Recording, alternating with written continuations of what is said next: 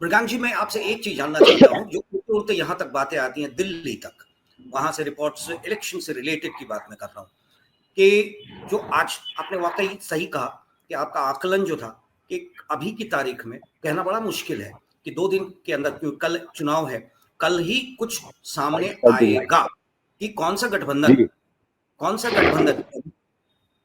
अगाड़ी या मायावती, कौन आगे निकलता है।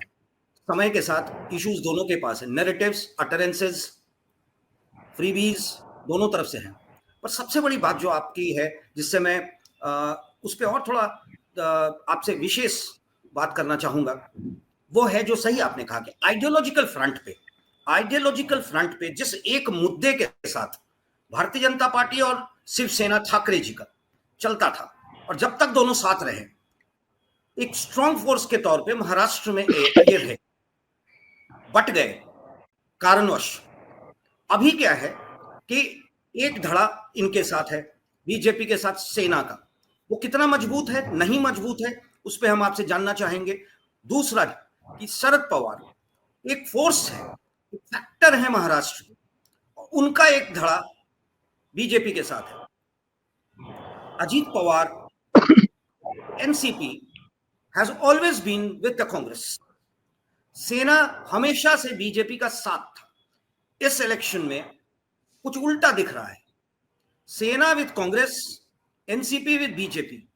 इसका देखिए, ये फैक्ट है, आपने पहले ही बता दिया कि Eknath Shinde can't be that सेना जो ठाकरे साहब का है, क्योंकि बाला साहब इज बाला साहब, आज भी उनके नाम पे सिर्फ सेना है। एनसीपी वो एनसीपी नहीं है, क्योंकि वो एनसीपी पवार जी के बिना एनसीपी है ही नहीं।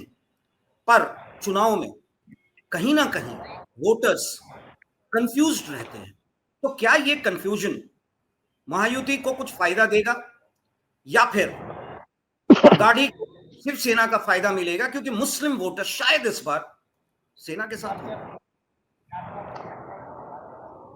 देखिए, कौन किसके साथ बैठेगा, ये एक बहुत अच्छा शेर है, ये चुनाव है बाबू, पूछ के गद्दारी नहीं की जाती।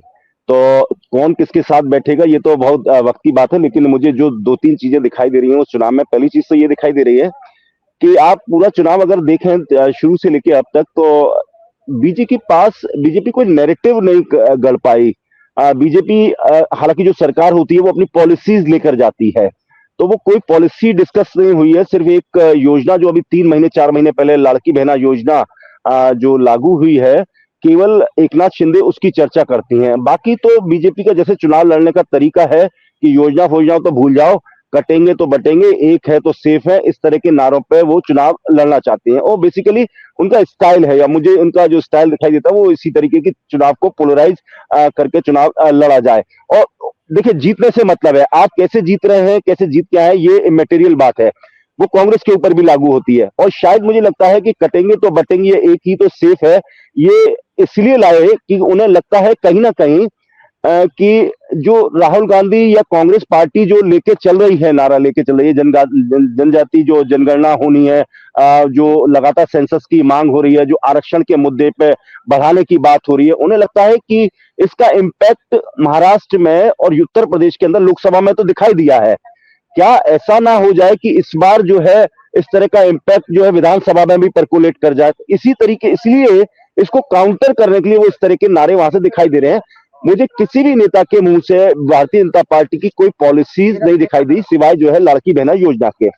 अब रहा वोट शेयर का सवाल कि भारतीय जनता पार्टी के साथ कौन सा वोट शेयर है। देखिए, सबसे बड़ी जो सेफोलॉजिस्ट के लिए और हम लोगों के लिए दिक्कत है वो ये आ रही है कि जो पार्टियां अभी अभी टूटी हैं और उन्होंने केवल लोकसभा चुनाव ही फेस किया है, कोई विधानसभा चुनाव फेस नहीं किया है, तो हर पार्टी को एक कैलकुलेट करने के लिए एक बेस वोट होता है कि कितने परसेंट शेयर उसने पिछले चुनाव में लिया था, कितना परसेंट स्विंग होगा, कितना परसेंट स्विंग नहीं होगा। वो बेस वोट, चूंकि पार्टियां बट गई हैं, इसलिए वो वोट शेयर कैलकुलेट नहीं कर सकते। पहली चीज, अगर आप लोकसभा के आधार पर अगर उस चीज को देखेंगे तो साफ तौर पर दिखाई देता है कि महाविकास अघाड़ी जो है आगे है। आगे सिर्फ इसलिए, और आगे कितना है, 0.4%, मतलब केवल मात्र 1.5 लाख वोटों का सिर्फ अंतर है, ज्यादा अंतर नहीं है। मतलब 1% स्विंग अगर इधर उधर कहीं हो जाता है तो निश्चित रूप से किसी की भी सरकार बन सकती है।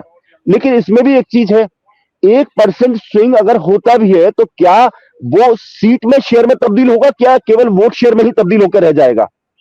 तो ये सारी चीजें कैलकुलेटिव नहीं है। लेकिन एक चीज साफ तौर पर दिखाई दे रही है, जहां महायुति को मैं थोड़ा सा एज देता हूं, इस बात को देता हूं कि लोकसभा चुनाव के बाद भारतीय जनता पार्टी चुप नहीं बैठी, उसने वो गैप्स ढूंढ लिए, वो पॉटहोल्स ढूंढ लिए जहां पर उन्हें मेहनत करनी थी। फॉर एग्जाम्पल, देखिए धुले में चुनाव हुआ था, उसमें 5 में भारतीय जनता पार्टी विधानसभा में जीत गई, लेकिन 6वें में वो चुनाव हार गई और उस वजह से लोकसभा सीट वो गवा गए। तो कहीं ना कहीं वो जो है, उन्होंने वो पॉटहोल्स आइडेंटिफाई कर लिए हैं, उन आइडेंटिफिकेशन से उन पर उन्होंने मेहनत की है कि किस तरीके से अपने कार्यकर्ता को यहाँ सक्रिय करना है, किस तरह से मेहनत करनी है। इसके विपरीत अगर आप देखें, महाविकास अघाड़ी के लोग, स्पेशली कांग्रेस के लोग, जो जो जीत का जश्न था उसमें ही डूबे, उन्होंने शायद विधानसभा चुनाव की तैयारी नहीं की। तो साफ तौर पे कहीं ना कहीं संकेत मिलता है कि मुझे, जो जैसे मैं कह रहा था कि मुझे चुनाव में महाविकास अघाड़ी के बिखराव नजर आ रहा है, वो बिखराव मुझे इसी वजह से नजर आ रहा था। लेकिन अभी जिस तरह से मुझे सक्रियता दिखाई दी है, पिछले एक हफ्ते से सक्रियता दिखाई दी है कि पूरा कांग्रेस का जो आंवला है वो पूरे विदर्भ के अंदर उतर चुका है और उसके आसपास के रीजन लगभग 60 सीटों पे पूरी ताकत से वो मेहनत कर रहे हैं, जा जाके मिल रहे हैं। राहुल गांधी का चाहे वो पोहा पॉलिटिक्स हो, तो वो दिखाने की कोशिश कर रहे हैं किस तरह से लोगों के बीच में है। तो मुझे लगता है कि चुनाव अब बैलेंस हो रहा है धीरे धीरे। और जैसे जैसे लगातार जैसे कांग्रेस पार्टी और तमाम महाविकास अघाड़ी आरोप लगाती है, एक नारा जरूर इस चुनाव में फर्क जरूर डालेगा। वो नारा ये है कि गुजरात बनाम महाराष्ट्र, क्योंकि तमाम सारी योजनाएं जो है महाराष्ट्र की उठा के जो है गुजरात भेज दी गई। इसके अलावा जो एफडीआई आया वो केवल 52% आया, जबकि 48% जो है गुजरात शिफ्ट हो गया। तो कहीं ना कहीं ये मुंबई के आसपास का जो इलाका है, जो मुझे लगता है कि महाविकास अघाड़ी को थोड़ा सा एज देता है उस रीजन के अंदर, वो ये वाला मुद्दा है कि इस मुद्दे से तमाम जो उद्योगपति हैं वहां के, वो कहीं ना कहीं अफेक्टेड अपने आप को महसूस करते हैं। तो मुझे लगता है कि एक बड़े तबके के अंदर, एक ये कहते हैं हायर सोसाइटीज के अंदर भी ये कहीं ना कहीं एक विस्पर दौड़ गया है कि सारी चीजें गुजरात जा रही हैं। तो मुझे जो चुनाव पिछड़ता हुआ जो दिखाई दे रहा था, अब मुझे जो है बैलेंस दिखाई देता है। लेकिन at the end of the day कहीं ना कहीं मैं ये चुनाव में जरूर देखना चाहता हूं कि भारतीय जनता पार्टी अकेले चुनाव लड़के महाराष्ट्र में कितनी सीटें लाती है। ये हम लोगों के लिए, सब लोगों के लिए एक बड़ा लेसन होगा, क्योंकि अब उसके पास वो शिवसेना नहीं है, जिसके बलबूते वो 80 के बाद लगातार जो है सक्रिय रहे और उन्होंने अपने आप को खड़ा किया। तो ये टेस्टिंग फेस है मुझे लगता है भारतीय जनता पार्टी के लिए कि उनका एक्चुअल में वोट महाराष्ट्र में की राजनीति में है कितना। क्योंकि मुझे नहीं लगता कि जो शिंदे का वोट है, शिवसेना जो शिंदे है, उनका वोट उनको कहीं वो ट्रांसफर हो पाएगा या नहीं हो पाएगा। तो ये देखना बड़ा दिलचस्प होगा इस चुनाव के अंदर। जी अच्छा, जाते जाते मृगांक जी, मेरा सिर्फ छोटा सा 2 सवाल है। ये धारवी मुद्दा क्या है जो कांग्रेस के राहुल जी हर बार हर प्रेस कॉन्फ्रेंस में कहते हैं कि धारवी एक इंपॉर्टेंट इशू है, धारावी। दूसरा, कैसे, किस हद तक ये जो एंटी गुजरात फीलिंग है इस चुनाव में इम्प्रेगनेट किया और इसका असर क्या होगा? देखिए, जैसे मैंने आपको बताया ना कि वहां पे जो मुंबई के आसपास का जो रीजन है पूरा, जैसे मुंबई वृहद रीजन बोलते हैं पूरा, लगभग 36 विधानसभा सीटें। और ये चर्चा जो है शुरुआत उसकी जो है धारावी वाले मुद्दे से हुई कि धारावी की जमीन का जो है उस पर अधिग्रहण जो है अडानी का परिवार करना चाहता है। उसका वॉल्यूम, जो पैसे का वॉल्यूम बहुत है और कंस्ट्रक्शन का ठेका जो है अडानी को दिया जा रहा है। हालांकि बहुत सारे उसमें लोग मौजूद थे, इन्वॉल्व थे, उसमें तमाम बिग कंपनीज इन्वॉल्व थी, लेकिन कहीं ना कहीं ये लगा कि वो शिफ्ट हो रहा है। तो ये मुद्दा धीरे धीरे जो महाराष्ट्र के बिजनेसमैन थे उन्होंने ही इसको जो है कहना शुरू किया। सीधे तौर पर टेंडर की बात चल रही थी कि वो टेंडर दिया जाएगा, तो साफ तौर पर लगा वो टेंडर जो है कहीं ना कहीं अडानी ग्रुप को शिफ्ट हो सकता है। और जो एफडीआई का आंकड़ा निकाला गया है कि एफडीआई 100% एफडीआई पिछले सालों में जो आती थी 2019 से पहले आती थी, वो धीरे धीरे कहीं ना कहीं वो शिफ्ट होकर, जैसे फॉर एग्जांपल अभी स्पेन के राष्ट्रपति जो है आए थे, गुजरात आए थे, तो नागपुर के अंदर एक सिविल एविएशन एकेडमी डेवलप होनी थी, तो वो प्रोजेक्ट उठा के जो है शायद जामनगर ट्रांसफर कर दिया गया। ये बात देवेंद्र फडणवीस को भी बुरी लगी और ये बात गडकरी को भी बुरी लगी और ये बात कहीं ना कहीं चर्चा में भी थी कि टाउन के अंदर की राजनीतिक हलकों में कि ये शिफ्ट कर दिया गया। तो ये बात एक इंसिडेंट नहीं है, there are lot of incidents कि पूरे महाराष्ट्र के अंदर ऐसा हुआ कि जो बहुत सारे प्रोजेक्ट्स जो मुंबई के लिए या जो पूरे महाराष्ट्र के लिए थे वो शिफ्ट करके या तो गुजरात में चले गए या गुजरात कंपनी को दे दिए गए। तो इस तरह से ये पूरे आसपास के रीजन में ये इस बात का चर्चा है। दूसरा साफ तौर पर दिखाई देता है, राहुल गांधी इस बात के लिए इसलिए चर्चा कर रहे हैं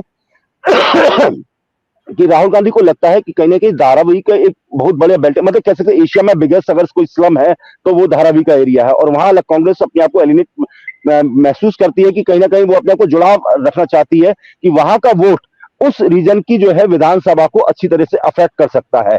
तो साफ तौर पर मुझे लगता है कि जो मुझे अभी 2-3 दिन के अंदर चीजें दिखाई दी हैं वो ये दिखाई दी है कि कहीं ना कहीं कनेक्टिविटी लोगों तक पहुंची है, महाविकास अघाड़ी की अपने आप को कनेक्ट कर पा रहे हैं उनके साथ, और नेक टू नेक मुझे अब मामला दिखाई दे रहा है। हालांकि पिछले कुछ दिनों में मुझे दिखाई दे रहा था कि महाविकास अघाड़ी पीछे है, लेकिन पिछले 24 घंटे के अंदर जिस तरह से चीजें बदली हैं और जिस तरह से सक्रियता दिखाई दी है कि मैच हो रहा है, ये एक तरफा नहीं है कि मतलब एक तरफा बैटिंग करके हट गए वो, और साफ तौर पे दिखाई दे रहा है कि अब मैच लग रहा है।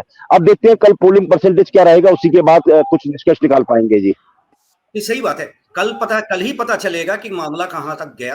और धारावी का जहां तक मुझे समझ में आया कि ये डेमोग्राफिक खेल है, डेमोग्राफी पे जो पकड़ने की बात है, वहां के वोटर्स को पकड़ने की बात दोनों तरफ से हो रही है। एक बात के साथ मैं आज के इस डिबेट का वो विराम देना चाहूंगा कि कल के चुनाव के बाद 23 के रिजल्ट्स के बाद 23 से 26 के बीच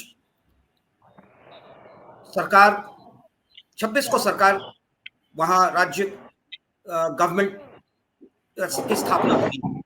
अगर 23 से 26 के बीच मामला नहीं बनता है तो बॉल शायद केंद्र के पल्ले में फेंक दिया जाए।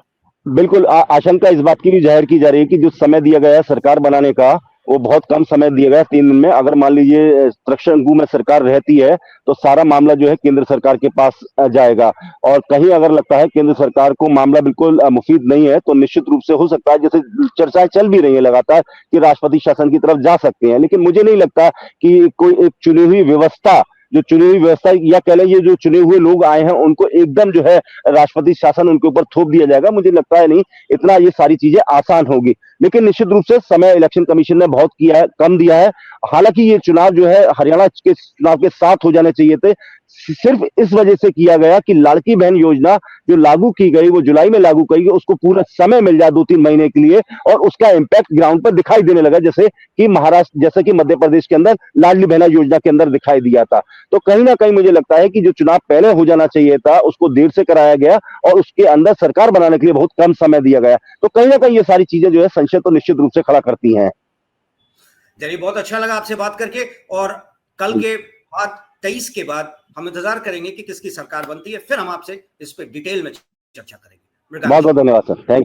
और आप हमसे जुड़े रहने के लिए सब्सक्राइब करें YouTube पर, फॉलो करें Twitter पर और लाइक करें Facebook पर। और ज्यादा जानकारी के लिए आपको टाइप करना होगा सिर्फ न्यूज नशा।